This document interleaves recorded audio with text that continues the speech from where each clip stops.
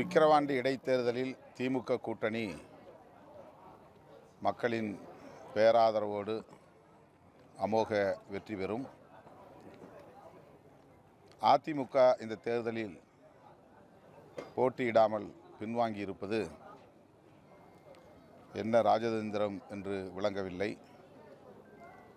அதிமுகவுக்கு இது பெரும் பின்னடைவை ஏற்படுத்தும். சாதிய மதவாத சக்திகளுக்கு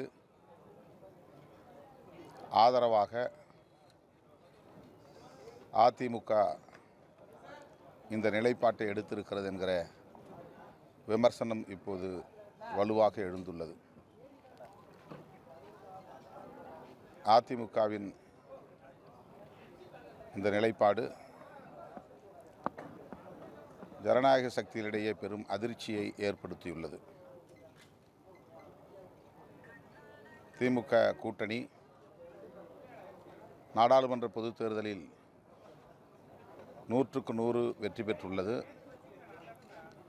இந்தியாவில் எந்த மாநிலத்திலும் இப்படி ஒரு வெற்றியை மக்கள் எந்த கட்சிக்கும் வழங்கவில்லை.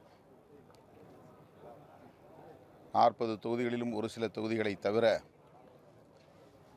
பிற அனைத்து தொகுதிகளிலும் லட்சக்கணக்கான வாக்குகள் வித்தியாசத்தில் திமுக கூட்டணி வேட்பாளர்கள் வெற்றி பெற்றுள்ளனர்.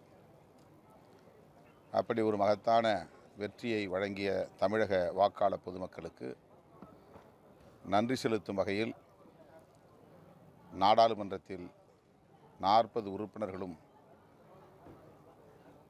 தமிழக நலன்கள் குறித்து வலுவாக குரல் கொடுப்போம். குறிப்பாக இன்றைக்கு தமிழ்நாட்டில் மட்டும் ஒலித்து கொண்டிருந்த நீட் எதிர்ப்பு குரல் வட இந்தியாவிலும் பரவி வருகிறது. இது தமிழ்நாட்டு மக்களின் தமிழ்நாட்டு மக்கள் முன்னெடுத்த அரசியலுக்கு கிடைத்த வெற்றி. நீட் எதிர்ப்பை இன்னும் வலுப்படுத்துவோம். அகில இந்திய அளவில் அதனை திரும்பப் பெற வலியுறுத்துவோம். மாநில உரிமைகளுக்காக குரல் கொடுப்போம். தமிழ்நாடு அரசுக்கு வழங்க வேண்டிய ஜிஎஸ்டி வரி பாக்கியை உடனே செலுத்த வேண்டும் என்று வலியுறுத்துவோம். மேலும் பாரதிய ஜனதா கடந்த காலங்களில் எடுத்தேன் கவிழ்த்தேன் என்பதைப் போல சட்டங்களை மக்களுக்கு விரோதமாக இயற்றியதைப் போல இந்த முறை அவ்வாறு செயல்பட முடியாது. அதற்கு திமுக கூட்டணி, இந்தியா கூட்டணி இடம் கொடுக்க வாய்ப்பில்லை. வலுவான ஒரு அவர்கள் கூட்டணி கட்சிகளின் தயவோடு இந்த ஆட்சியை அரசை அமைத்திருக்கிறார்கள். நிலையான அரசை தர வேண்டும் என்று அவர்கள் விரும்புகிறார்கள் என்றாலும்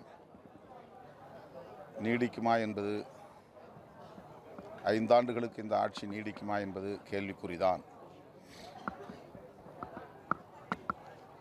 ஆனால் இந்தியா கூட்டணி அப்படி ஒரு நிலை ஏற்படும் என்று காத்திருக்கவில்லை, எதிர்பார்த்திருக்கவில்லை. அப்படி ஒரு நிலை ஏற்பட்டால் நாட்டு மக்களின் நலன்களை கருத்தில் கொண்டு முடிவெடுப்போம் என்று அறிவித்திருக்கிறது இந்தியா கூட்டணி. ஒரு சிறந்த எதிர்க்கட்சியாக, எதிர் அணியாக இருந்து இந்தியா கூட்டணி இந்த 5 ஆண்டு காலத்தில் செயல்படும் என்று தான் நான் நம்புகிறேன்.